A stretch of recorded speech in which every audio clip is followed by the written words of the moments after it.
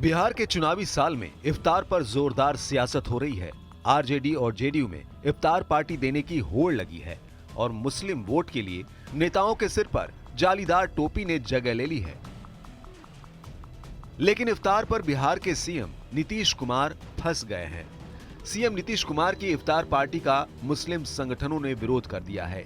मुस्लिम संगठन जमीयत उलेमा ए हिंद और इमारत शरिया ने वक्फ संशोधन विधेयक पर नीतीश कुमार रुख को देखते हुए नाराजगी जताई है और उनके इफ्तार, ईद मिलन और दूसरे कार्यक्रमों का भी बहिष्कार करने का फैसला किया है।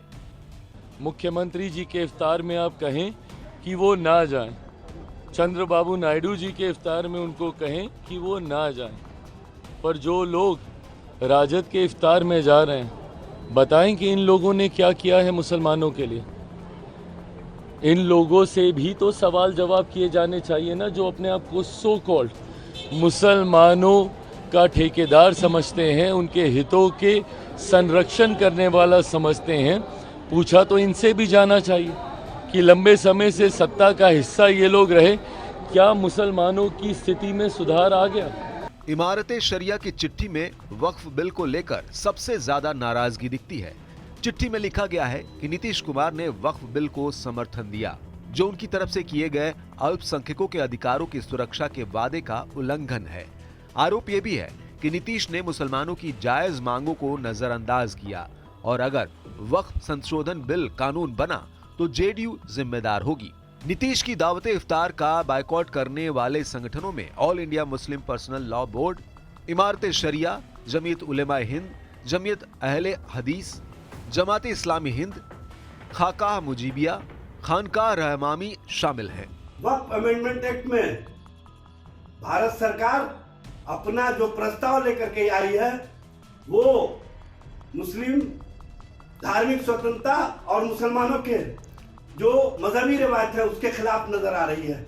इसलिए सभी संगठनों ने, चाहे all India Muslim personal law board हो, चाहे इमारत शरिया हो या अन्य संगठन हो, फैसला लिया है कि जहां जहां दावत इफ्तार चाहे नीतीश जी के द्वारा दिया जाए, चिराग पासवान के द्वारा दिया जाए या चंद्रबाबू नायडू के द्वारा दिया जाए, इसमें शामिल नहीं होंगे मुस्लिम संगठन और मुसलमानों से भी इन दावत इफ्तार में जाने से मना किया है। एक तरफ नीतीश की इफ्तार पार्टी का बायकॉट तो दूसरी तरफ तेजस्वी यादव लगातार इफ्तार की दावत में शामिल हो रहे हैं।